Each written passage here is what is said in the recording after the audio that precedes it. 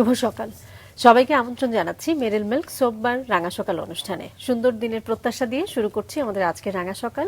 2 ঘন্টা জুড়েই আয়োজন রয়েছে, আর পুরো রাঙা সকাল পরিবারের সঙ্গে আছি কাজী রওশন আরা সাকি, আছি আমি আনিসুল ইসলাম। আমার পক্ষ থেকেও সুন্দর একটি সকালের শুভেচ্ছা। প্রিয় দর্শক, সকালের স্নিগ্ধ বাতাসে মন প্রাণ ভরে উঠুক। শুভ সকাল। শুভ সকাল। চমৎকার না সকালের স্নিগ্ধ বাতাস? নিশ্চয়ই, আর বর্ষা তো চলছেই, খুব ভালো লাগছে। কি বলো? নাও, তুমি কি গ্রহণ করো সকালে সেই সুন্দর বাতাসটা? একটু বারান্দায় যাও খুব সকালে, তোমার হয় কি না? আমার কাছে মনে হয় যে সকালে যে জড়তা সেটা কাটাতে খুব সাহায্য করে। একদমই চমৎকার প্রকৃতি, বাতাস, কি বলো? ভীষণ আর সুন্দর। সকালে কিন্তু পুষ্টিকর খাবার খাওয়া কিন্তু খুবই গুরুত্বপূর্ণ যদি তুমি সারাদিন ভালো থাকতে চাও। একদমই, সারাদিন যদি তুমি ভালো একটা সময় কাটাতে চাও, বিশেষ করে তোমার এনার্জি লেভেলটা ব্যালেন্স করতে চাও, তাহলে সকালের চেয়ে ভালো খাবার আমার মনে হয় আর কিছু হতে পারে না। নিশ্চয়ই। এই কথাটা এই কারণেই বললাম, একজন চমৎকার অতিথি আছেন, তিনি একজন ডাক্তার। চলো এই চমৎকার মানুষটাকে আমরা আবিষ্কার করি। প্রিয় দর্শক, আমাদের আজকের অতিথি বিশেষজ্ঞ চিকিৎসক ব্রিগেডিয়ার জেনারেল অধ্যাপক ডাক্তার মোহাম্মদ দেলোয়ার হোসেন। শুভ সকাল স্যার। শুভ সকাল আপনাদেরকে। কেমন আছেন? ভালো আছে, আপনারা কেমন আছেন? আমরাও ভীষণ ভালো আছি এবং আপনাকে পেয়ে আমরা ভীষণ আনন্দিত স্যার। আমি এই অনুষ্ঠানে আসতে পেরে আমি নিজকে গৌরবান্বিত মনে করছি। চমৎকার স্যার। স্যার, পুরো অনুষ্ঠান জুড়ে আপনাকে আবিষ্কার করব, আপনার একেবারে শৈশব, আপনার বেড়ে ওঠা, আপনার ডাক্তারি পেশা সব নিয়ে আপনাকে জানবো। তার আগে সাকির সঙ্গে যেমনটি আলাপ করছিলাম যে সকালের নাস্তা কেমন হলে আসলে পেটটা ভালো রাখা যাবে? আসলে আমরা যদি মিলটাকে 5টা ভাগে ভাগ করি, জি, সকালে মিলটা বেস্ট মিল, সবচেয়ে ভালো খাবার উচিত, এবং সেটা শুড বি বেস্ট ওয়ান। 5টার মধ্যে সকালে নাস্তাটা আইডিয়াল হওয়া উচিত এবং পেটটা সাফিসিয়েন্ট বাট নট এক্সেস খাবার খেতে হবে। সেটার মধ্যে প্রোটিন থাকবে, ফ্যাট থাকবে, কার্বোহাইড্রেট থাকবে। তবে কার্বোহাইড্রেট পরিমাণটা একটু কম থাকলেই ভালো হয়। যেমন আপনি একটা রুটির সাথে চিকেন বা ফিশ অর এগ খেলেন, একটু সবজি খেলেন, মোটামুটি আপনার পেটটা যেন ভরে যায়, ভরে মানে পুরো এক্সেস না হয়, তাহলে আপনি এটার দিনটা আপনি খুব ভালোভাবে কাটবে। প্রথম শর্ত হলো আপনি কখনোই এক্সেস খাবেন না। জি, এক্সেস খেলে আপনার সারাদিন ক্লান্তি চলে আসবে, আপনি সবসময় বোরিং ফিল করবেন, ভালো লাগবে না। সুতরাং খাবারটা একটু সুস্বাদু হতে হবে এবং পরিমিত হবে। এই সকালের খাবারগুলোর মধ্যে আপনি আরো কিছু খেতে পারেন, কিছু ফল খেতে পারেন, কিছু বাদাম নাট খেতে পারেন। এগুলো খেলে আপনার এনার্জি লেভেলটা ভালো আসবে। সুতরাং আপনি দিনটা সুন্দরভাবে কাটাতে পারবেন। যেমন আপনারা কিছুক্ষণ আগে বললেন যে আমরা বাতাস সুন্দর, মানে বাতাসটা সকালে উঠে ভোগ করতে পারি, নিতে পারি। সুতরাং এটা আপনি এটা ভালো রাস্তা করলে, ব্রেকফাস্টটা করলে আপনি দিনটাকে সুন্দরভাবে কাটিয়ে দিতে পারবেন। অনেকে স্যার দেখা যায় ঘুম থেকে উঠেই চা কফি খায়। এটা মনে হয় খুব হবে না, আইডিয়াল হবে না। কারণ আপনার ভিতরে অলরেডি ভেজাল, যেটা অ্যাসিড সিক্রেশন হয় বলে, পাকস্থলীতে যে অ্যাসিড থাকে, এটা কিন্তু রাত্রে একটা সিক্রেট হবে, আপনি খান আর না খান এটা থাকবে। উঠে খেয়ে আপনি যদি চা দিলেন, সেটা আরেকটা ইরিটেটিং সাবস্টেন্স দিলেন, ইরিটেটিং সাবস্টেন্স দিলে সেটা ইরিটেশনটা আরো বাড়বে, অ্যাসিডটা আরো বাড়তে পারে। আর ক্যাফিন থাকলে তো কথাই নেই, এটা আরো বাড়বে। সুতরাং আপনাকে এটা মনে হয় অ্যাভয়েড, এটা আপনি খেতে পারেন after the breakfast. That should be, আপনার একটা শরীরে সতেজতা আসবে, বাট নট বিফোর ব্রেকফাস্ট। মোটামুটি সকালবেলা একটা হেলদি ফুডের কোনো বিকল্প হতে পারে। আমরা শুনি আপনার কাছ থেকে, আমরা আজকে এই যে পরিপাকতন্ত্র বা আপনার যে চিকিৎসা সেবা, সেই পুরো জার্নিটা নিয়ে আমরা গল্প করব। তার আগে সেই ছোট্টবেলার স্মৃতি জানতে চাই। শৈশবের কি কি মনে পড়ছে আপনার আজকে, যদি একটু শুনি। শৈশবটা বর্তমান যে যুগ, এদের সাথে আমাদের মিলবে না। আচ্ছা, কারণ আমি বেড়ে উঠেছি, আমি একটা ছোট গ্রামে, একটা ছবির মতো পটাকা গ্রাম, ছোট গ্রাম, গ্রামের নাম আমবাড়িয়া। এটা তো ঝিনাইদহে বোধহয় না, এটা হলো দৌলতপুর থানা, মানিকগঞ্জ। ছোট গ্রাম। আপনি বর্ষাকালে গেলে মনে করেন একটা আইল্যান্ড, মানে চারিদিকে পানি থাকে সবসময়, ছোট ছোট আইল্যান্ড। সেইখানে আমার বেড়ে ওঠা, মানে সুন্দর শ্যামল সবুজ গ্রাম, সেই গ্রামে বেড়ে ওঠা। সেখানে আমি লেখাপড়া করেছি। আমাদের গ্রামে ছোট গ্রাম যেহেতু, ওখানে কোনো স্কুল নেই, আমাকে যেতে হতো পাশে আর একটা গ্রামের স্কুলে। আচ্ছা, সেই গ্রামের চকপুরপুর প্রাইমারি স্কুল, ওখানে আমি পড়াশোনা করেছি। জন্ম হয়েছে আমার ঝালকাঠিতে, জন্মসূত্রে ঝালকাঠিতে। মানে বাবার চাকরির সূত্রে আমার ওখানে জন্ম, ঝালকাঠি সদর থানায়। ওখানে জন্ম হচ্ছে, কিন্তু ওখানে আমার জন্মটাই ওখানে, বাট আমি বেড়ে উঠেছি পুরাটাই আমার গ্রামে, আমার পৈতৃক নিবাস যেটা। ওখানে আমি বড় হয়েছি, ওখানে আমার পুরা শৈশব কেটেছে এবং কৈশোরও কেটেছে। আচ্ছা, বাবার চাকরি সূত্রে বলতে বাবা কি চাকরি করতেন? বাড়িতে পুলিশে ছিলেন, পুলিশ অফিসার ছিলেন, ওসি ছিলেন, পরে হয়েছিলেন। জি, উনি ওনার সাথে যেহেতু ওনার চাকরিটা ছিল ফ্রিকোয়েন্ট পোস্টিং এ, ফ্রিকোয়েন্ট পোস্টিং হয় কেন হয় আপনি বুঝতে পারেন, ভালো থাকলে ফ্রিকোয়েন্ট পোস্টিং হবে, যার ফলে আমার ফাদার চাকরি হতো খুব ফ্রিকোয়েন্ট পোস্টিং হতো। এই ফ্রিকোয়েন্ট পোস্টিং এর জন্য তখন আমার ফাদার সিদ্ধান্ত নিল আমাদের গ্রামে রাখার জন্য, যেহেতু আমাদের এখানেই ভালো সবকিছু এখানে আছে, ওখানে আমরা তখন বেড়ে উঠি। আমাদের প্রাথমিক বিদ্যালয় ছিল চকমিলপুর প্রাইমারি স্কুল, তারপর ওখান কাটিয়ে এই ছোট্ট স্কুল জীবন, বাট ইট ওয়াজ খুব মনোমুগ্ধকর ছিল, খুব আনন্দদায়ক ছিল। নিশ্চয়ই সহপাঠীদের সাথে টিচারদের বকুনি খাওয়া, টিচারদের মানে তখনকার টিচার আর এখন টিচার কিন্তু অনেক পার্থক্য, অনেক পার্থক্য। আপনি কেন ইমাজিন, তখন বকা, এখন তো বকাই দিতে পারে না, তখন তো বকা তো একটা নমিনাল মাত্র, বেতের বাড়ি। যদিও আমি কোনদিন খাইনি, এটা আমি আমার খাওয়া পড়েনি, দুষ্ট ছিলাম, লেখাপড়ায় ফাঁকি। অনেক গেস্টের সঙ্গে যখন গল্প হতো, মানে এই গল্প, এটা খুব একটা কমন গল্প ছিল যে আপনাদের সময় যে বাবা মার পরে আসলে শিক্ষকরাই মেইন, এবং কোনো কোনো বাবা মা তো শিক্ষকদের কাছে তাদের সন্তানকে সঁপেই দিতেন যে পুরোটাই আপনার হাতে। আসলে মানে এই যে আপনি সম্পর্কের কথা বললেন স্যার, আসলে বিষয়টা এতটাই কি বলবো, এতটাই অন্তরঙ্গতাপূর্ণ ছিল। এই শিক্ষকরা ছিল পিতামাতার চেয়ে বেশি, নিশ্চয়ই তারা এমন ভাবে কেয়ার করতো আপনি কল্পনা করতে পারবেন না। যে কেয়ারটা আপনাকে যেমন বকা দিত, তেমন আদরও করতো, প্রচুর আদর করতো, আপনাকে ধরে ধরে লেখা শিখিয়েতো, বোর্ডে পাঠাইতো। আমাদের বোর্ড ছিল চক দিয়ে, চক, এখন তো চক আছে কিনা জানি না, চক সিস্টেম, চক দিয়ে লিখতে হতো, স্যার দাঁড়িয়ে থাকতো, আমরা লিখতাম, আবার ভালো না হলে আবার লিখেতো। নিশ্চয়ই স্যার, আসলে এই জন্যই তো আমরা বলি যে শিক্ষকরাই হচ্ছেন মানুষ গড়ার কারিগর। স্যার, আমরা ছোট্ট করে আপনার সম্পর্কে জানাতে চাই, তারপর ফিরতে চাই আবার আপনার কাছে। দর্শক, ব্রিগেডিয়ার জেনারেল অধ্যাপক ডাক্তার মোহাম্মদ দেলোয়ার হোসেন একজন অভিজ্ঞ ও সুপরিচিত গ্যাস্ট্রোএন্টেরোলজি বিশেষজ্ঞ, যিনি পরিপাকতন্ত্র, লিভার ও অগ্ন্যাশয়ের রোগে বিশেষ দক্ষতা অর্জন করেছেন। তিনি ঢাকা মেডিকেল কলেজ থেকে এমবিবিএস সম্পন্ন করে চিকিৎসা পেশায় আত্মপ্রকাশ করেন। পরবর্তীতে Bangladesh college of physicians and surgeons থেকে এফসিপিএস মেডিসিন এবং এফসিপিএস গ্যাস্ট্রোএন্টেরোলজি ডিগ্রি অর্জন করেন। এছাড়া বাংলাদেশ মেডিকেল বিশ্ববিদ্যালয় ও armed forces medical institute Bangladesh থেকে মেডিসিন ও গ্যাস্ট্রোএন্টেরোলজিতে বিস্তৃত প্রশিক্ষণ গ্রহণের পাশাপাশি ভারতের লখনৌ থেকে ইন্টারভেনশনাল গ্যাস্ট্রোএন্টেরোলজিতে বিশেষ করে ইআরসিপি বিষয়ে উন্নত প্রশিক্ষণ লাভ করেন। কর্মজীবনের শুরুতে তিনি প্রতিরক্ষা মন্ত্রণালয়ের অধীনে কম্বাইন্ড মিলিটারি হাসপাতালে দায়িত্ব পালন করেন। পরবর্তীতে দেশের বিভিন্ন কম্বাইন্ড মিলিটারি হাসপাতালে দীর্ঘ সময় সেবা প্রদান শেষে গ্যাস্ট্রোএন্টেরোলজি বিভাগের প্রধান হিসেবে 2024 সালে অবসর গ্রহণ করেন। বর্তমানে তিনি স্কয়ার হাসপাতালে সিনিয়র কনসালটেন্ট গ্যাস্ট্রোএন্টেরোলজি হিসেবে কর্মরত থেকে রোগীদের সেবা দিয়ে যাচ্ছেন। আমরা আবারও তার কাছে চলে যাই। স্যার, শৈশবের কথা শুনছিলাম, বিশেষ করে শিক্ষকদের কথা, একটু ভাই বোনদের কথা শুনতে চাই। কয় ভাই বোন ছিলেন আপনারা? আমরা 6 ভাই বোন। জি, আমি হলো পঞ্চম, ভাইদের মধ্যে দ্বিতীয়, বাট ভাই বোনদের মধ্যে পঞ্চম। বড় বোন উনি বিবাহিত, উনি পড়াশোনা, তখন তৎকালীন সময় লেখাপড়াটা বেশ রেস্ট্রিকশন ছিল মেয়েদের সময়। উনি খুব ভালো স্টুডেন্ট ছিলেন, বাট লেখাপড়া করতে দেওয়া হয়নি তাকে। সে এখন আছে, তার ছেলে মেয়ে আছে, ভালো আছে। তারপর বড় ভাই দেশে থাকে, উনি বিজনেস করেন।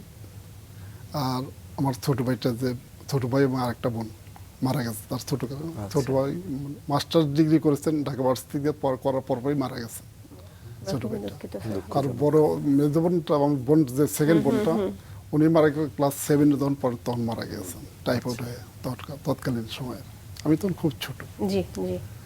এই তো আরেকটা বোন বিবাহিত, তার সন্তানী ভালো আছে এবং ভালো আছে সবাই। আর এই 6 মধ্যে আমি তো তো পঞ্চম আপনি বলছিলেন যে আপনার স্কুল করতে হতো পাশের একটা গ্রামে। পাশে গ্রামে। জি, মানে আপনাদের গ্রামে কোনো স্কুল ছিল না, না? ছোট গ্রাম, আমাদের গ্রাম তো 30 থেকে 35 ঘর নিয়ে একটা গ্রাম, ও আচ্ছা। ছোট একটা গ্রাম, ছোট একটা গ্রাম। ছোট একটা মাঠ নেই, ওই পাশে প্রাইমারি স্কুল, এরপর হাই স্কুল। হাই স্কুল হলো দৌলতপুর হাই স্কুল, দৌলতপুর কুমোদার সুন্দরী হাই স্কুল। এটা বেশ একটা মানে খুব নাম করে স্কুল, তৎকাল নাম করা। সবচেয়ে ভালো মজার হলো যে এই স্কুলটা যে করেছিল অত্যাধিক দূরদর্শী ছিলেন, কারণ এটা 1941 সালে জন্ম এই স্কুলের। এই স্কুলটা এত আধুনিক করেছিল, প্রায় হলো 10 একর জমির উপরে স্কুলটা। এই স্কুলে আধুনিক মানে সায়েন্স স্কুল করেছিল। সেখানে তৎকালীন সময় নরকঙ্কাল পর্যন্ত ছিল। আমরা প্রাইমারি নরকঙ্কাল, আপনি খেয়াল করেন 1841 সালে একটা গ্রামের স্কুলে নরকঙ্কাল আছে, তার মানে কতটা চিন্তা ভাবনা সুদূর প্রসারী ছিল। সায়েন্সের সমস্ত অক্সিজেন, নাইট্রোজেন এগুলো আমরা তৈরি করতাম ল্যাবে। আচ্ছা। বাহ। ওই স্কুলে সমস্ত কিছু ছিল, নাট্য মঞ্চের জন্য সব কিছু ছিল, নাটক করার জন্য, করার জন্য, খেলাধুলার জন্য তৎকালীন ক্রিকেট পর্যন্ত ব্যাট ছিল, সব ছিল স্কুলে। দারুণ।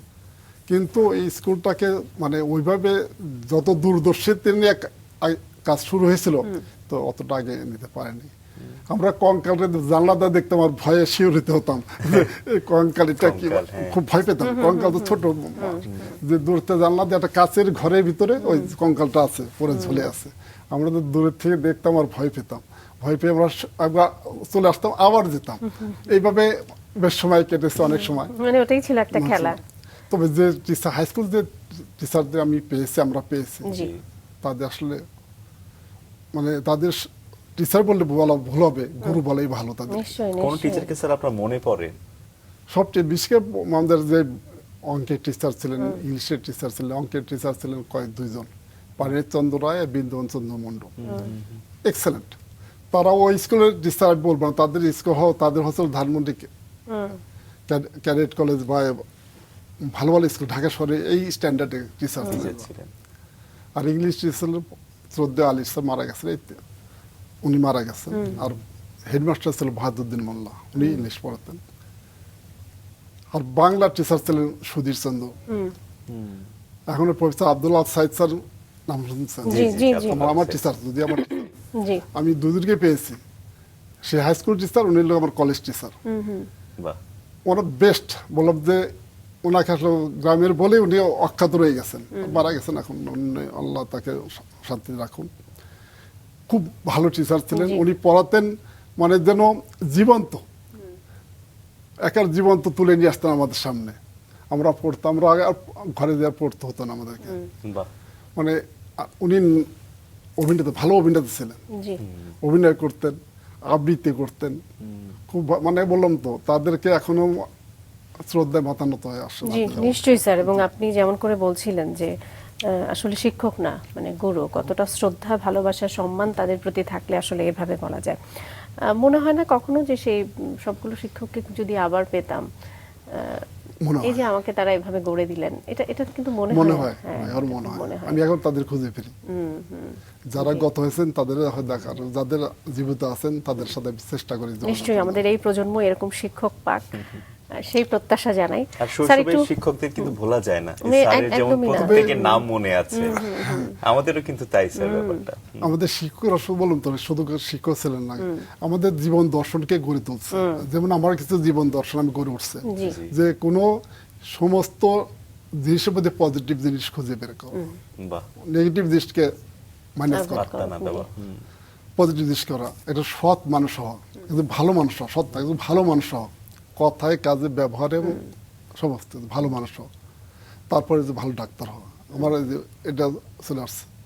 আমার জীবনে একটা খুব একটা ভালো কাজ করছিল, 3 কোশ্চেন, নাম শুনছেন? একটা প্রবন্ধ ছিল 3 কোশ্চেন্স, লিও টলস্টয়ের নাম লেখা, উনি রাশিয়ান রাইটার।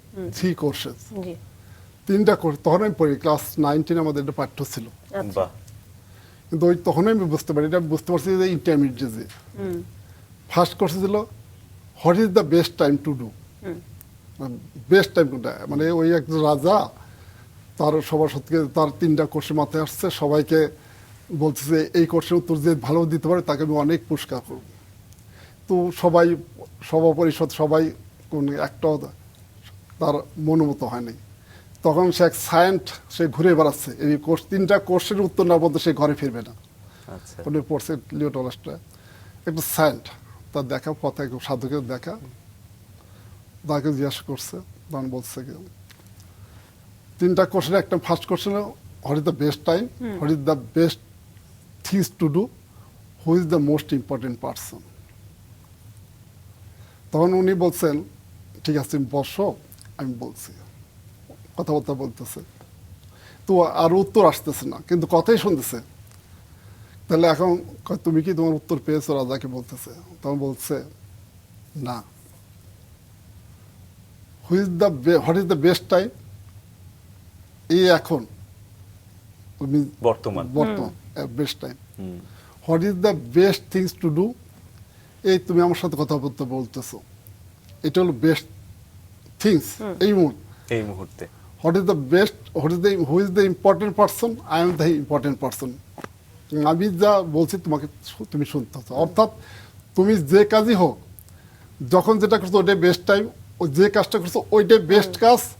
আর যে সেই যে যার জন্য করছো বা যার সঙ্গে কথা বলছো সেটাই হলো মোস্ট ইম্পর্টেন্ট পার্সন। অর্থাৎ আমার জীবনে এখন যত ক্ষুদ্র কাজই হোক, আর যত ক্ষুদ্র টাইমই হোক, আর যত ক্ষুদ্র মানুষই হোক, যখন যেটা আমার কাছে তখনই আমার কাছে মনে হয়েছে সে ওইটাই বেস্ট।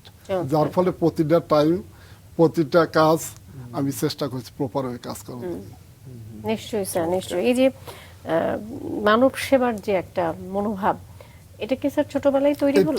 এটা আমার খুব আসলে একটা ফ্যামিলি ব্যাকগ্রাউন্ড থেকে গড়ে উঠছে। এক নম্বর বড় আমার ফ্যামিলি ব্যাকগ্রাউন্ড, সবাই লোক পজিটিভ, বলে পজিটিভ মাইন্ডে থাকার জন্য মানুষের কল্যাণে কাজ করার চেষ্টা করছে সবাই। আমার ফাদার বলেন, সবাই বলেন। এখন আমার যেটা কাজ করেছে ডাক্তার অফিসের একটা কাজ, আমার ছোট ভাইটা যে ভাইটা মারা গেছে মাস্টার, আমি খুব ছোট, আমার পিঠা একদম পরপর পাশাপাশি 1-1.5 বছর ডিফারেন্স। ওর একবার ফুরা হলো, অ্যাপসিস, বাটুকে অ্যাপসিস হলো। সেই অ্যাপসিস ড্রেন করার জন্য গ্রাম্য ডাক্তার, তখন তো এলএমএফ ছিল, তখন তো এমবিবিএস ছিল না, মানে গ্রামাঞ্চলে হ্যাঁ না এলএমএফ, মানে ওই একটা ডিগ্রি করা, মানে এমবিবিএস ছিল না জি। তখন ও আসে ওটাকে ড্রেন করে রিলিফ করে দিল, আমার ছোটরা খুব ভালো হয়ে গেল। আমি খুব ভালো জিনিস, তার ডাক্তারি হওয়া উচিত, এইটা প্রথম আমার মাথায় স্ট্রাইক। তারপর আস্তে আস্তে ডাক্তারি পেশা, কারণ আমি অঙ্কে খুব ভালো ছিলাম। অঙ্কে আমি বোর্ডে হাইস্ট মার্ক পেয়েছি আমাদের সময়। এই অঙ্কে সবাই আমাদের বলছিল ইঞ্জিনিয়ার হওয়ার জন্য, তৎকালীন ইঞ্জিনিয়ার ডাক্তার, ক্রেজ তো দুইটাই তখন ক্রেজ ইঞ্জিনিয়ার ডাক্তার ছাড়া কিছু নেই, অন্য সব মানে অনেক পরে। আসলে এই জন্য আমরা বলি যে পরিবার পরিবেশ একটা বিশেষ ভূমিকা রাখে শৈশবে গড়ে ওঠার ক্ষেত্রে। আপনি যেটি বলছিলেন যে ছোট ভাইয়ের সেই অসুস্থতা এবং যে সে ডাক্তার এসে তাকে সুস্থ করে দিলেন, এটা আপনাকে যেমন ক্লিক করেছে, ঠিক একইভাবে আপনি ম্যাথমেটিক্সে ভালো এবং সেবার যে মনোভাবটা, এটা কিছুটা আপনি পরিবার থেকে পেয়েছেন। এবং পারিবারিক সাপোর্ট তো অবশ্যই ছিল। শুনি সে জার্নির কথা। আমার আসলে জার্নিটা শুরু আমার মা ছিল খুবই মানে এত নরম মানুষ পৃথিবীতে, আমি খুব মা সবার কাছে শ্রেষ্ঠ, নো ডাউট, বাট আমার মাটা ছিল ব্যতিক্রমী। তিনি খুব স্বল্পভাষী ছিলেন, কাজ করতেন, কাজ করতে উৎসাহ করতেন, আর মানুষের কল্যাণে কাজ করাতে সবসময় উৎসাহিত সবসময় করতেন। এটা আমার মার একটা সহজাত প্রবৃত্তি ছিল। কারোর সাথে কোনোদিন ঝগড়া হয়েছে আমি আজপর্যন্ত দেখিনি আমার মাকে, ঝগড়া করেছে বা আমাদের রাগ করে কথা বলছে এরকম আমি আজপর্যন্ত, আমার কোনো ভাই বোনেরকে আজপর্যন্ত দেখিনি। মা মারা গেছেন, আল্লাহ তাকে জান্নাতবাসী করুন। এইভাবে জীবনটা গড়ে উঠল। তবে স্কুলে, হাই স্কুলটা সব আমার বুনিয়াদটা গড়ে উঠছে মেনলি হাই স্কুলে।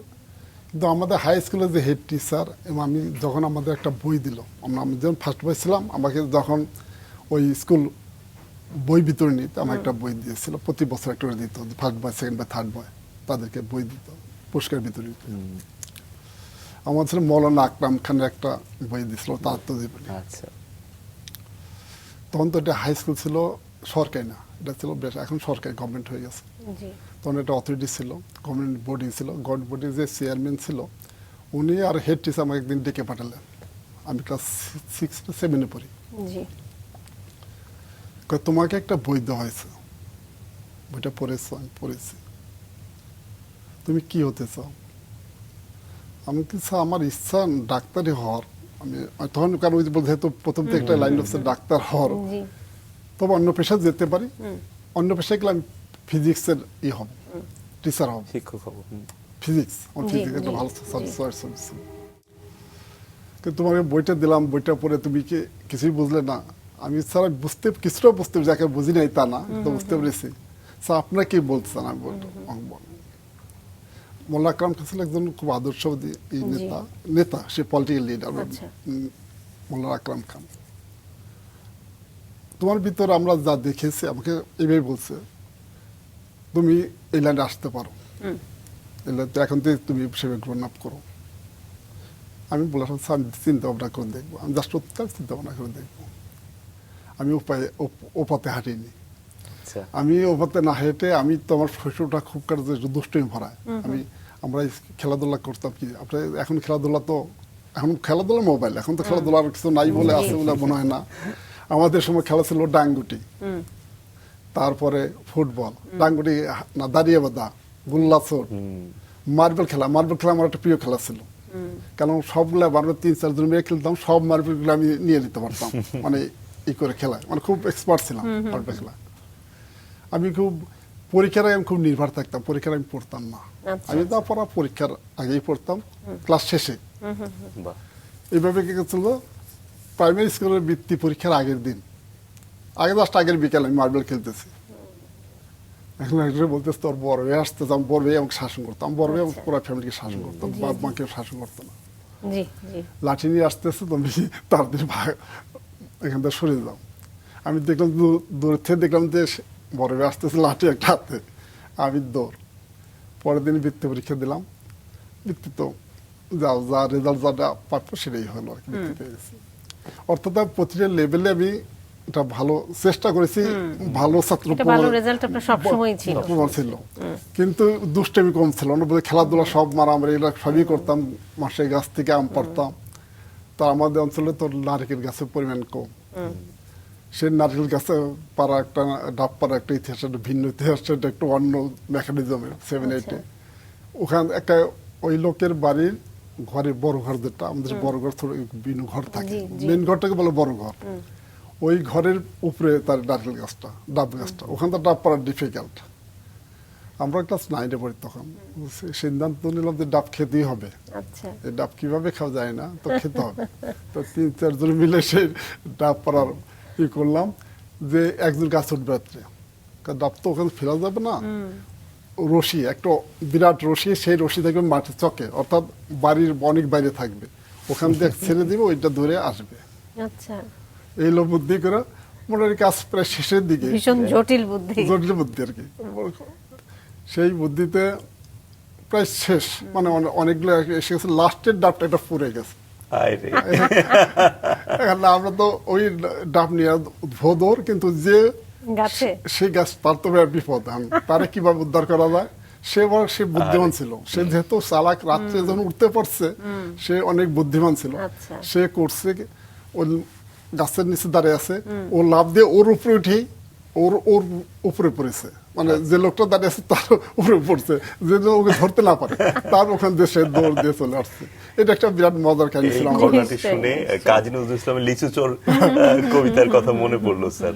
এটা ওনার একটা বিরাট কাজ ছিল স্যার। আসলে এই শৈশবগুলো আসলে আপনার জীবনকে গড়ে বিরাট, দিয়েছে। আমার গুরুত্ব হচ্ছে। তারপর আসলাম তো ঢাকা কলেজ। নিশ্চয়ই। ঢাকা কলেজ খুব স্বল্প টাইম, জি। স্বল্পকালীন টাইম, তো ভালো টিচার দিয়ে পেয়েছি। আচ্ছা, প্রফেসর নোমান, প্রিন্সিপাল নোমান ছিল আমাদের, উনি পরে রাজশাহী জাহাঙ্গীর ইউনিভার্সিটি রেজিস্ট্রার হয়েছিলেন পরে।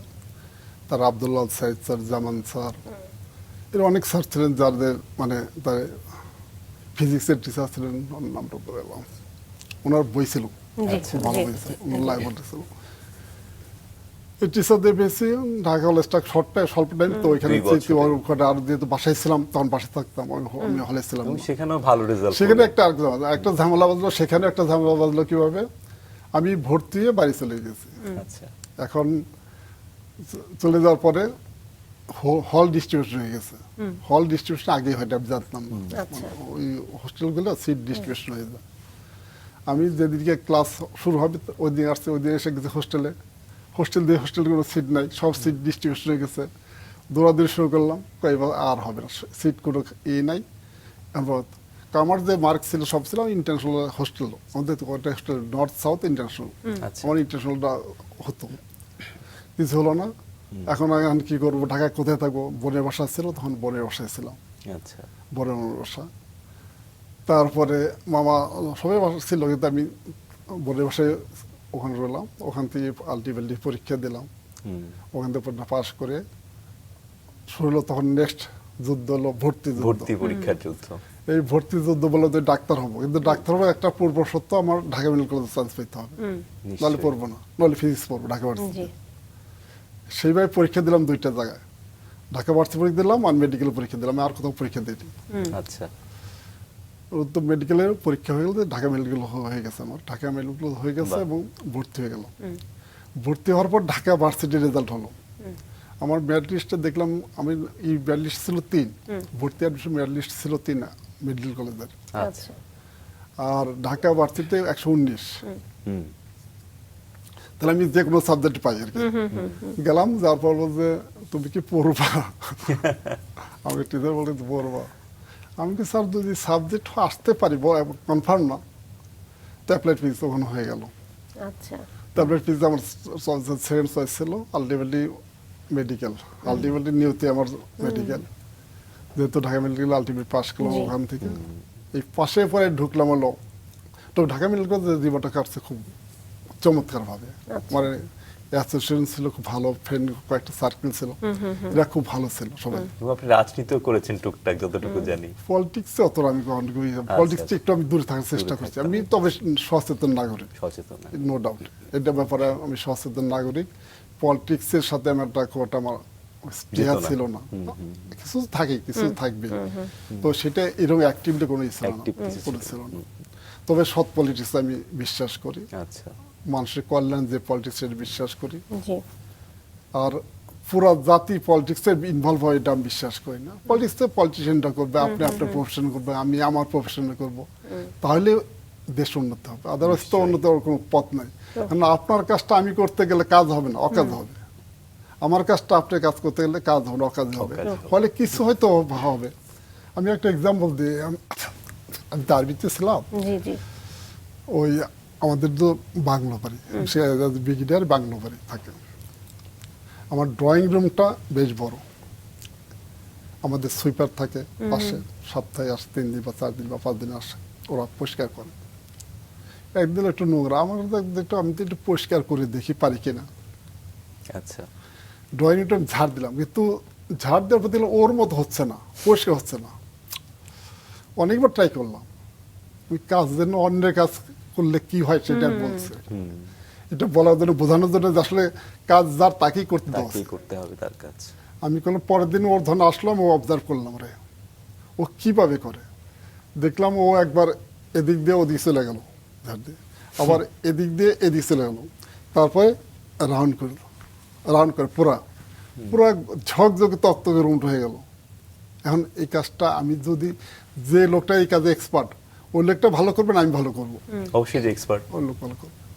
আমাদের আসলে আমরা হয়ে গেছে, আমি আপনার কাজটা করতে যাই, আপনি আমার কাজটা করতে আসেন, ফলে কাজ আর হয় না। আর্মিদের প্রসঙ্গ যেহেতু চলেই আসলো, আপনি ওই পেশায় কখন জয়েন করলেন? ওই যে আমি 91-এ 9 জুলাই আচ্ছা, প্রথম জয়েন করলাম, মেডিকেল শেষ করে। মেডিকেল শেষ করে। আচ্ছা, সেই জার্নিটা একটু শুনতে চাই, জার্নিটা একটু মজার জার্নি শুরু হলো। আমার জার্নি শুরু হলো ভাটিয়ারি জয়েন, আমাদের বিএমএ বলে, BMA Bhatiary, Bangladesh military academy. এটা কি মেডিকেল শেষ করার সঙ্গে সঙ্গে, মানে ইন্টার্নশিপ করার পরে?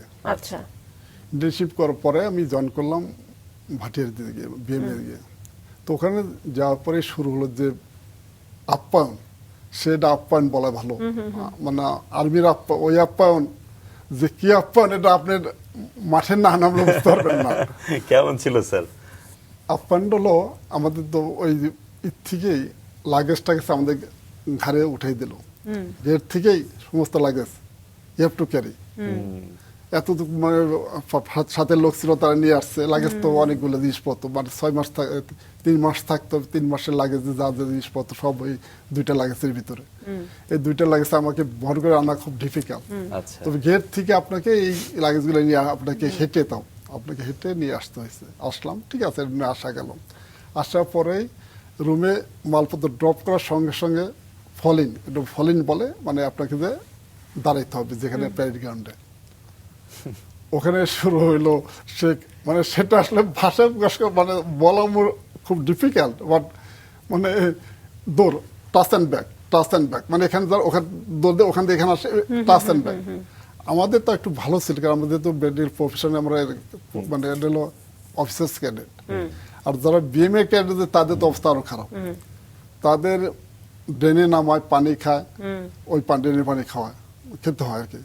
আর আমাদের দৌড়ে টাচ অ্যান্ড ব্যাক পায়ে ব্লিস্টার পরে, এই দৌড়ে এই আমি গেছি তো শু পরে, আমরা তো কেটস পরে যাই, শু পরে গেছি, শু পরে ব্লিস্টার পরে পাটা ফুলে, মানে ওই 2 ঘন্টার ইতে রগরা বলে, ডলা, রগরা আর্মি ভাষায় রগরা, ডলা, ওটাতে মোটামুটি ঘাম ছুটে পড়ে কেউ পড়ে গেল। আমরা প্রায় 18 জন ছিলাম, 2 জন তো পড়েই গেল মাঠে, আর পারছে না, can not carry out. Ultimate সন্ধ্যার পরে আমাদের 7টার দিকে 8টার দিকে ছাড়লো। এই 8টা এই মধ্যে আমাদের মানুষ, আমরা ছিলাম পুরা 80 ডিগ্রি, আমাদের জীবন উল্টে গেল, 180 ডিগ্রি জীবন উল্টে গেল। ছিলাম কোথায়, ছিলাম এখানে, এখন ওই দিকে ডিরেকশন চেঞ্জ হয়ে গেল, একেবারে 2 ঘন্টা রগরা। তারপরের দিন আমাদের হেয়ার কাট, আমাদের মাথার চুল ছিল ভর্তি, একেবারে বড় চুল ছিল। কয় সাহেব, আমাদের যারা স্টাফ থাকতো, এ চুলে চলবে না, চলেন যে একটু চুলটা ঠিক করে নিয়ে আসি। নিয়ে গেল সাহেব নিয়ে যাওয়ার পরে চুলটা এমন ছাড় দিল, চুলটা আর খুঁজে পাওয়া যায় না। চুল নাই, মানে তো চুলে খুব 1 সেন্টিমিটার 1.5 সেন্টিমিটার চুল আছে। ওই দিনকে ওরিয়েন্টেশন জায়গায় ঘুরে ঘুরে সারা বিএমএ দেখাইলো, সারাদিন হেঁটে হেঁটে। পরের দিন হলো উইপেন্স গ্রাউন্ড, যেখানে আর্মস চালানো হয়, ওইখানে রগটা কাদার ভিতরে রোলিং, পাহাড় বেয়ে ওঠা ই করে, মানে ওই দিনকে আমাদের ম্যাক্সিমাম লোকই বমি করছে। রগরা কাকে বলে, মানে কষ্ট কাকে বলে, কারণ আমাদের ম্যাক্সিমাম তো কষ্ট, আমরা সবাই তো ম্যাক্সিমাম একটা ফ্যামিলি থেকে আসছে, যেখানে এই ফ্যামিলি তারা লালিত হচ্ছে, এটা আদরে, সিভিল থেকে আসছেন, সিভিল থেকে আদরে, জি আদরে। এবং এরকম কখনো হয়নি যে না ঠিক আছে সারেন্ডার করলাম? আমি তো এটা আমি আসলে আমার একটা জীবনে এটাই ছিল যে আমি কখনো পিছিয়ে আসতে পারি না। আচ্ছা, আমার জীবনে কখনো যে কোনো হাত দিচ্ছে আমি ওই কাজটাকে শেষ করেছি এবং সেটা ভালোই করেছি। আমার উদ্দেশ্য এটা শেষ করে ছাড়বো। অন্যে পারলে আমি পারবো না কেন? অন্যের চেয়ে মেধা আমার কোনো অংশ কম নয়, শারীরিক কোনো যোগ্যতা কম নয়, কোনো দিয়ে কম নয়। আমার এইটা বললাম তো, আমি সব জায়গায় একটা পজিটিভ দিকে চেষ্টা করেছি এবং যেটা ধরেছি সেটাকে শেষ করে তারপর আমি থেমেছি। সুতরাং এটা আমি শেষ করব। তবে মনে হয় না তা না, মনে তো হবে, এটা হিউম্যান বিং, যে মনে যে কেন যে ঢুকলাম এখানে এই বন্দিখানায়, কত স্বাধীন ছিলাম। ঢাকা মেডিকেল কলেজ তো বুঝতেই পারেন, ওখানে ঢাকা ভার্সিটি সবই তো একটা ওপেন জায়গা। এই জায়গা থেকে সেইভাবে ঢোকা ঠিক হলো কি? আমি যখন ঢুকে পড়েছি তখন এখানে আমি একটা পজিটিভ দৃষ্টি বেরিয়ে আসবো। ওই যে পজিটিভ দেখা সবসময়, এটাই, এই পজিটিভ দৃষ্টি আমাকে এত দূরে নিয়ে আসতে সাহায্য করেছে। আমি মানে তো ওই ট্রেনিং এ 11 মাস ট্রেনিং এ আসলে ট্রেনিংটা খুব হার্ড ট্রেনিং, খুবই হার্ড। এটা মানে আমার ওজন ছিল তখন হলো 130 পাউন্ড, তখন পাউন্ড হিসাবে পাউন্ডে। আমি যখন আসি আমার ওজন 90 পাউন্ড। আচ্ছা, 3 মাসের ট্রেনিং এ 90 পাউন্ড। খাবার তো স্পুন, আমাদের তো স্পুন অভ্যাস ছিলাম না। খাবার দিত টাইম এলো 3 মিনিট। কি খাবেন আপনি 3 মিনিটে? একটা শব্দ করা যায়, স্পুনটা খাবেন, শব্দ হবে না, বুঝতে পারছেন? 3 মিনিটে ম্যাক্সিমাম 5 মিনিট করতে, 5 মিনিট আর কতটুকু খাওয়া যায়? খাওয়া যেত না, আবার শারীরিক পরিশ্রম। প্রথম 6 সপ্তাহ তো যা রগরা গিয়েছে, এই রগরা জীবনে ভোলার নয় আর কি। এটা রগরা বলা, এই রগরা ভোলার নয়। এটা খুব কষ্টকর, বাট এখন খুব শ্রুতি মধুর। এখন একটা মধুর স্মৃতি মনে হয় যে জীবনের জন্য এটা গঠনের জন্য এটা দরকার ছিল আমাদের, যে আমরা একটা ভালো মানুষ হতে পেরেছি। সেই কোর্সটাই আসলে, সেই ট্রেনিংটা আপনাদেরকে আসলে তৈরি করেছে সেই সময় একরকম বলা যায়। Physical fitness. স্যার, চিকিৎসা পেশায় পুরোপুরি কবে যুক্ত হলেন? পুরো পেশা তো প্রায় সেই মানে আমি সেই ট্রেনিং এর কথা পরে ট্রেনিং আমি পরে জার্নিটা জানতে চাচ্ছি। প্রথম পোস্টিং শুরু হলো আমার তো 18 ফিল্ড অ্যাম্বুলেন্স চিটাগাং। জি ওখান থেকে আমাদের এডিএস কমান্ডার করে কাপ্তাই পাঠালো। কাপ্তাই 65 ব্রিগেড ছিল, যারা চিটাগাং আছে 65 ব্রিগেড, এখন ওইটা চেঞ্জ হয়ে গেছে 65 ব্রিগেড, এটা ইনফেন্ট্রি ব্রিগেড।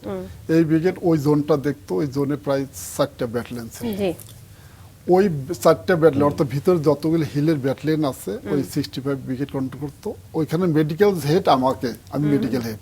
আচ্ছা প্রতি জায়গায় একটা আরএম আছে, একজন ক্যাপ্টেন আছে, আমিও ক্যাপ্টেন, বাট আমি ওখানকার হেড হিসাবে পোস্টে হলাম, যে এডিএস কমান্ডার। যত পেশেন্ট ইভাকুয়েট হইতো আমার মাধ্যমে, যত সবকিছু তো সব আমার মাধ্যমে।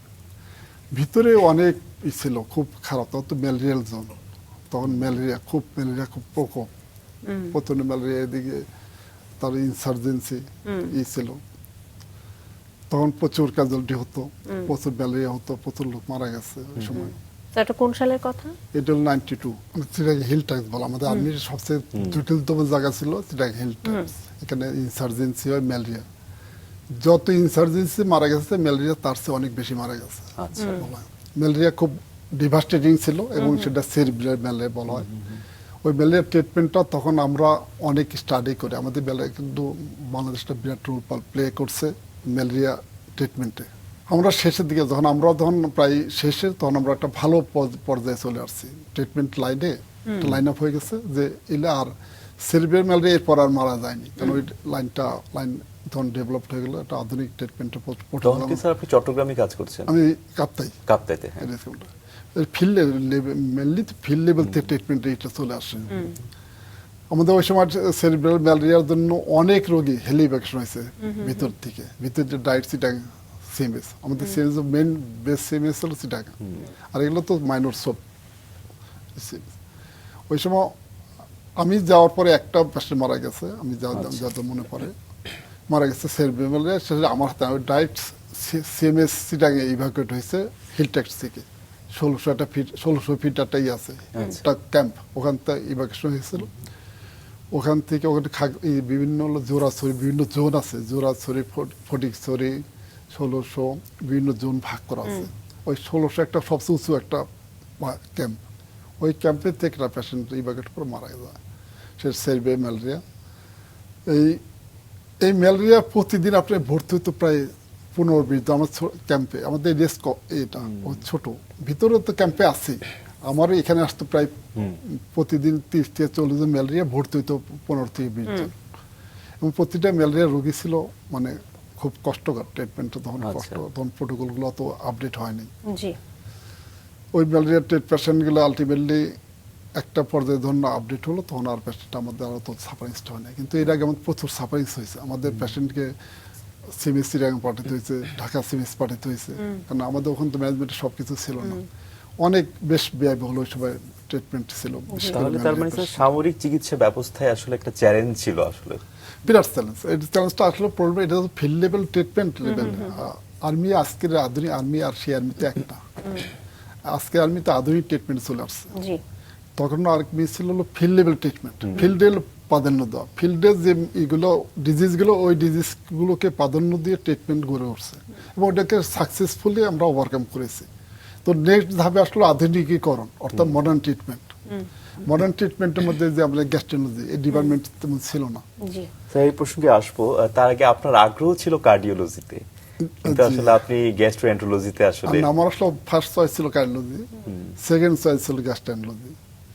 আমাকে যখন করলো, আমাদের তো সিলেকশন হয়, আমি তো প্রথমে এফসিএস মেডিসিন করি, আমাদের জানি কিনা, আমি মেডিসিন বিশেষজ্ঞ, কিন্তু এফসিএস মেডিসিন ছিলাম, মেডিসিন থেকে আমি সুইচ মানে আমি সাথে একটা করলাম গ্যাস্ট্রোএন্টারোলজি।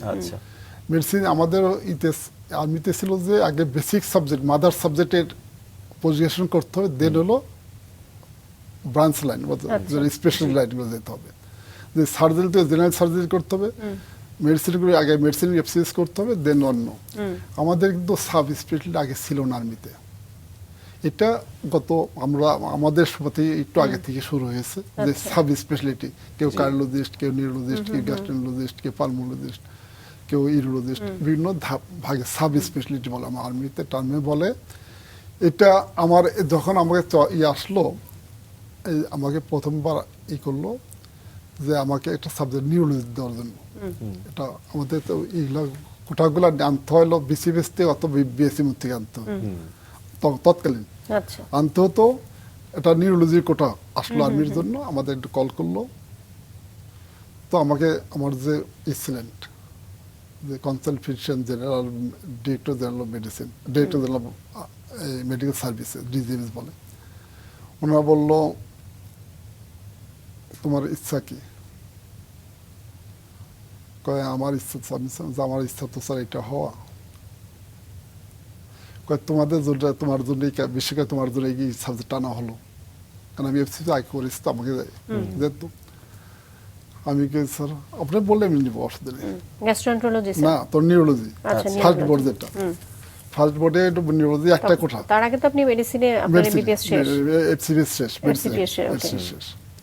নিউরোলজিতে তখন নিউরোলজিতে আমি গেলাম, তখন আমি বললাম স্যার আপনার যদি বলে আমি যাবো, অসুবিধা আমার কোনো আপত্তি নেই। তারপরে পরে যেহেতু আর 5 জন কল করছে, পরে একজন পেয়ে গেছে যে স্বেচ্ছায় প্রণোদিত, তাকে দিয়ে দিচ্ছে। নেক্সট আনলো 3টা, কার্ডিওলজি, পালমোলজি আর হলো গ্যাস্ট্রোএন্টারোলজি, 3টা সাবজেক্ট। এই 3 সাবজেক্ট 3 জন নিবে। আমাকে ডাকলো, আমাকে বললো তোমার চয়েস তো কি? আমি sir cardiology, second choice gastroenterology.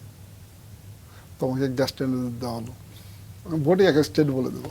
আচ্ছা কার্ডিওলজিতে কোনো কারণে হয়তো কোনো এক কারণে আমাকে দেয়নি, সেটা একটু ভিন্ন ভিন্ন প্রেক্ষাপট। আলটিমেটলি গ্যাস্ট্রোএন্টারোলজি মনটা তো একটু খারাপ হলো যে ফার্স্ট সাবজেক্ট আমি জানি আমি দিলে আমাকেই দিবে, অন্য কারো দরকার, কারণ আমি তো ছেলে এক সব দিক দিয়ে আমি মানে সব দিক দিয়ে রেজাল্ট সব কিছু মিলিয়ে আমি এগিয়েছিলাম। আমার ওটা দিবে। তো সব জায়গায় সবকিছু হয় না, কিছু থাকে, পুশ থাকে। জি চমৎকার। তারপর আলটিমেটলি গ্যাস্ট্রোএন্টারোলজি দিল, আমি প্রথম মনটা খারাপ হলো। তারপর আলটিমেটলি আমি তো ওকে, আল্লাহ মনে হয় এটা আমার জন্য এটাই রেখেছে, গো অ্যাড। এটা মজার বিষয় হলো, এটা কোর্স ছিল 2 বছর। আচ্ছা আমি কোর্স কিন্তু করছি 1.5 বছর শেষ করেছি, আচ্ছা 1.5 বছর পাস করেছি। বাহ। আমার সাথে যারা ছিল তারা 2 বছর পরেই করেছে, কিন্তু আমি একমাত্র যে 1.5 বছরে ট্রেনিং শেষ করে পরীক্ষা দিয়ে পাস করে বেরিয়ে আসছি। আপনার কম সময় লাগলো কেন?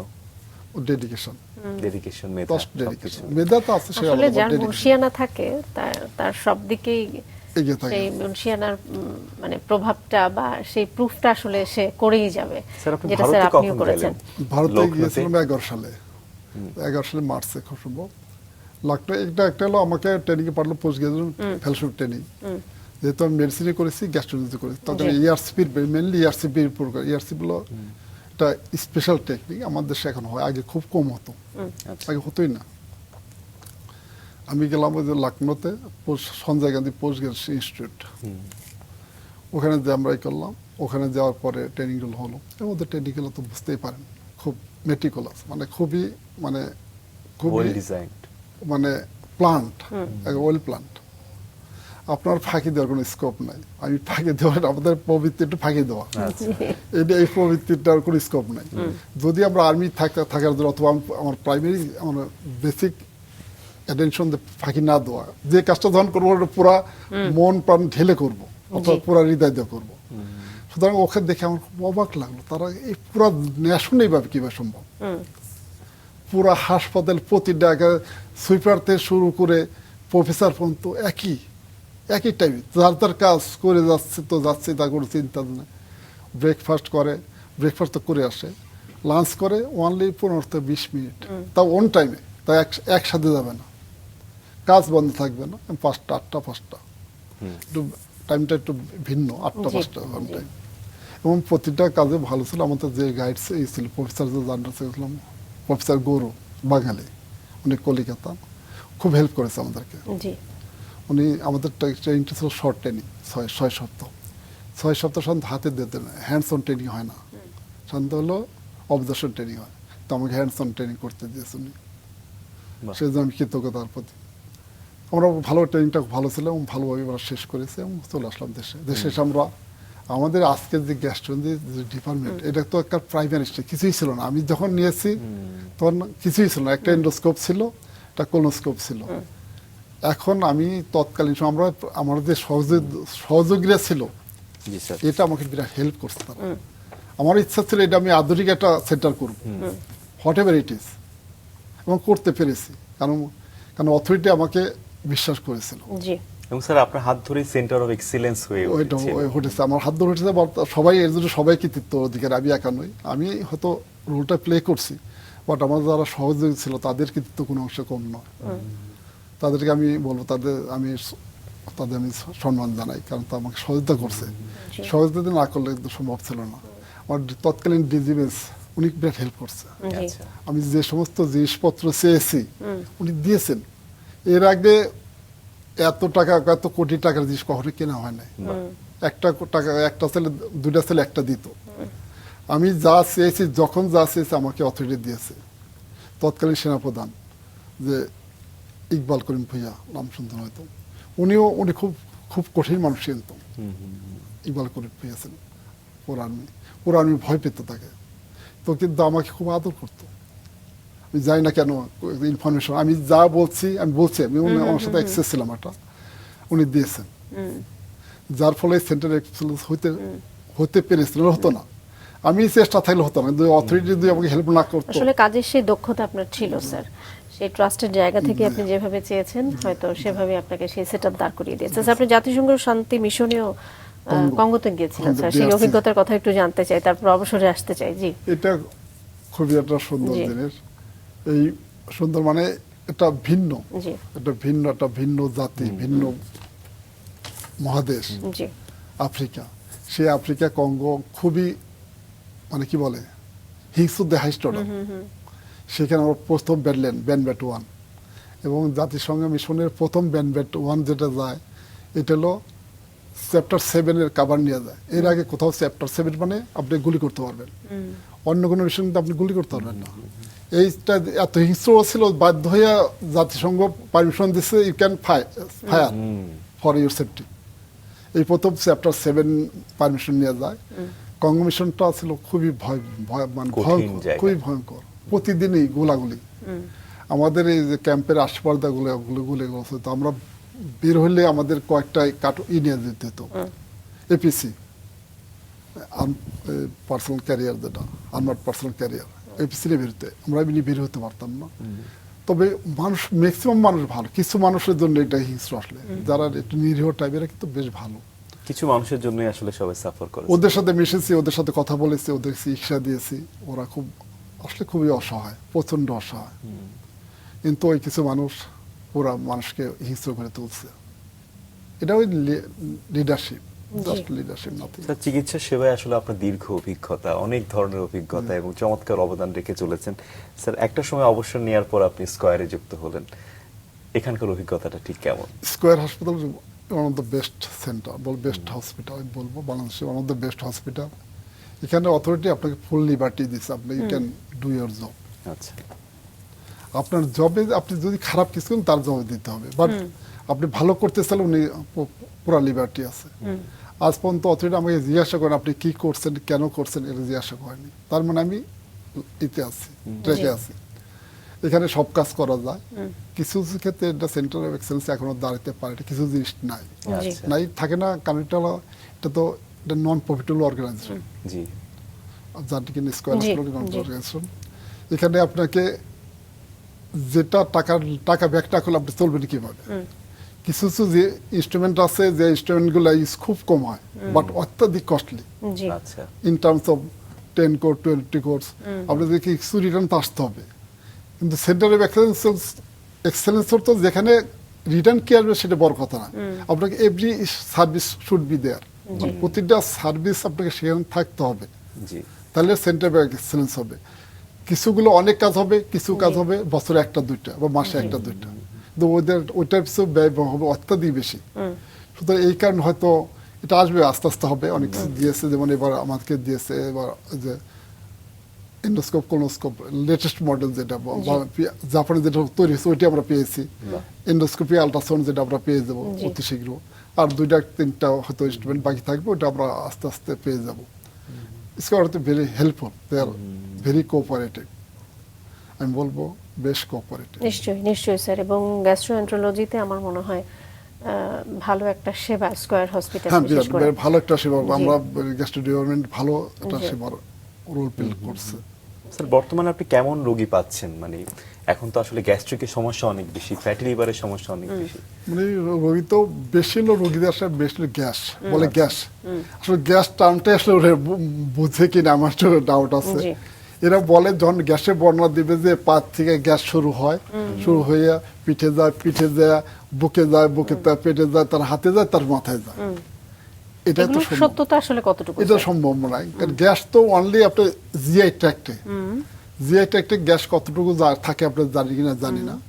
আপনার স্টোমাক যে আপার part of GI tract, upper part তো 50 ml থাকে, স্টোমাকে 50 ml, এটা সোয়ালো গ্যাস। এই গ্যাস কিন্তু অন্য সোয়ালো, আর কিছু কেমিক্যাল রিয়াকশন, আর কিছু ডিফিউশন, অর্থাৎ ব্লাড থেকে কিছু গ্যাস আসে, অর্থাৎ মোট 50 ml গ্যাস থাকতে পারবে স্টোমাকে। আচ্ছা এর বেশি থাকতে পারবে না যদি কোনো অবস্ট্রাকশন না হয়। আচ্ছা। স্মল গ্যাটে 150 ml থাকবে, গ্যাস কিন্তু 150 ml খুব বেশি না। এটা কি হবে, ওই যে আমরা যে খাবার খাই এর ফার্মেন্টেশন পারমিশন এগুলো হয়ে হয়, আর কিছু হয় ডিফিউশন, আর কোলনে হয় মেনলি হলো ব্যাকটেরিয়া দ্বারা তৈরি হয়। কলম ব্যাকটেরিয়া দ্বারা খাবার তৈরি হয়, ওখানে 100 ml। এই 200 থেকে 250 ml 300 ml গ্যাস থাকতে পারে সারা মুখ থেকে শুরু করে পায়খানা রাস্তা পর্যন্ত। এখন সবাই বলে আমি গ্যাস সারা বডিতে ছড়িয়ে যায়, গ্যাস বডিতে ছড়িয়ে যাবে, এটা টিউব। এই টিউবটা গ্যাস তো আপনি ব্লাডে যেতে পারেন না, ব্লাডে তো itself there is gas. Sir অনেকে বলছে যে আমার পিঠে ব্যথা হচ্ছে, এটা মনে অ্যাসিডিটি থেকে। গ্যাসের সম্পূর্ণ ভুল ধারণা। আচ্ছা। আপনার আইদার হবে nausea, vomiting, chest discomfort, pain abdomen বা ব্লটিং, এগুলো হবে গ্যাসের জন্য। যদি পেপটিক আলসার ডিজিজ হয়, আসলে তো পেপটিক আলসার ডিজিজ গ্যাস তো না, পেপটিক আলসার ডিজিজ এগুলো হবে। তো পিঠ ব্যথা, মাথা ব্যথা, এগুলো সাধারণত এগুলোর সাথে সম্পর্ক নাই। তো অনেক সময় দেখা যায় যে পেটের দীর্ঘমেয়াদী অসুখ তৈরি হচ্ছে, আইবিএস তৈরি হচ্ছে, স্যার এগুলো আসলে কোন পর্যায়ে গেলে আসলে পেটের এই সমস্যাটা হয়? আইবিএস এর আসলে এটা মূল গাট ব্রেন অ্যাক্সিস বলে, গাট এবং ব্রেন অ্যাক্সিস। জি। এটা টিনেজারদের বেশি হয়, অন্যান্য বেশি হতে পারে, এরা বেশি থাকে। এগুলো কিছু ফুড করে, ফুড কিছু ইনফেকশনের এগুলো প্রিসিপিটেট করে, বাট মেন্টাল স্টেবিলিটি ইম্পর্টেন্ট। আচ্ছা। এই ক্ষেত্রে আপনি যদি ভাবতে শুরু করেন যে আমার কোনো রোগ নাই, আইবিএস থাকবে না। আচ্ছা। বাহ। কিছু খাবারগুলো অ্যাভয়েড করতে হবে, যেমন আপনি যেমন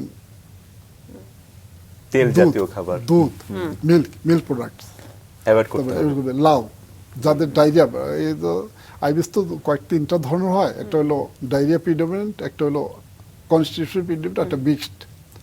ডায়রিয়া প্রিডমিনেন্ট তাদের আমরা কয়টা খাবার খেতে না করি যেগুলো গ্যাস বেশি তৈরি করবে, যেমন দুধের তৈরি খাবার, লাউ, শাক, পাতা, যেটা এদেরকে খেতে না করি।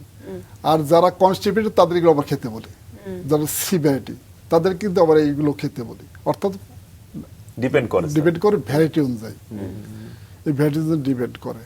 সুতরাং আইবিএসটা ম্যাক্সিমাম বলবো, ম্যাক্সিমাম ক্ষেত্রে যদি গাট ব্রেন অ্যাক্সিস, এটা পুরালো ওই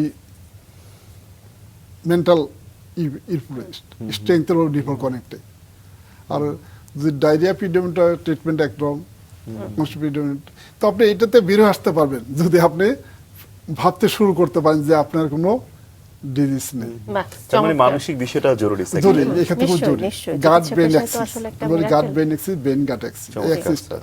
স্যার আমাদের হাতে একেবারেই সময় আর নেই, আপনাকে অসংখ্য ধন্যবাদ। এত ব্যস্ততার মধ্যেও আপনি মানবিক সেবা দিয়ে যাচ্ছেন, আমাদের সঙ্গে সময় কাটিয়েছেন আজকে, অসংখ্য ধন্যবাদ স্যার।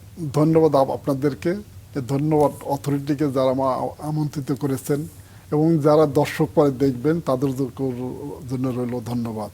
তবে একটা কথা না বললে নয়, এই পুরো জার্নিতে আমার স্ত্রী লাভলি ইয়াসমিন একটা বিরাট রোল প্লে করেছে। সে এ পর্যন্ত আসতে বিরাট অবদান রেখেছে, in term short, in term short term বলতে চাই এটা। আর আমি ব্যক্তি জীবনে আমি কিছু সামাজিক কাজ করতে চেষ্টা করছি, যেহেতু আমার আল্লাহ আমাকে অনেক দিয়েছেন, সম্মান বলেন, অর্থ বলেন, সব দিক দিয়ে আমাকে দিয়েছেন। আমাদের স্কুল যেটা বলবো, আমরা আমাদের প্রমোদা সুন্দরী পাইলট হাই স্কুল, যেটা এই স্কুলে আমরা রিউনিয়ন করলাম 1941 জন্ম হয়েছে, এ পর্যন্ত রিউনিয়ন হয়নি। আমি প্রথমে নিয়েছিলাম, সবাই আমাকে সহযোগিতা করেছে। আমি কনভেনর হয়ে গত বছর একটা রিউনিয়ন করেছি, এটা স্কুল লেভেলে বেস্ট রিউনিয়ন হয়েছে স্কুল লেভেলে। আমার একটা প্ল্যান আছে, এটাকে একটা ফাউন্ডেশন রূপ দেওয়া, অ্যালুমনাই পিএস অ্যালুমনাই ফাউন্ডেশন। এই ফাউন্ডেশন থেকে আমরা দরিদ্র যত ছাত্র আছে, যত লোক বিপদগ্রস্ত হবে, এদেরকে সাহায্য করা, চাকরি দেওয়া, এবং এটা আমি ইনিশিয়েটিভ নিয়েছি এবং আমার সবাই আমাকে সবাই অনেক অনেক শুভকামনা স্যার, আপনার সেই সুন্দর পরিকল্পনা সফল হোক। অনেক ধন্যবাদ। ধন্যবাদ আপনাদের সবাইকে।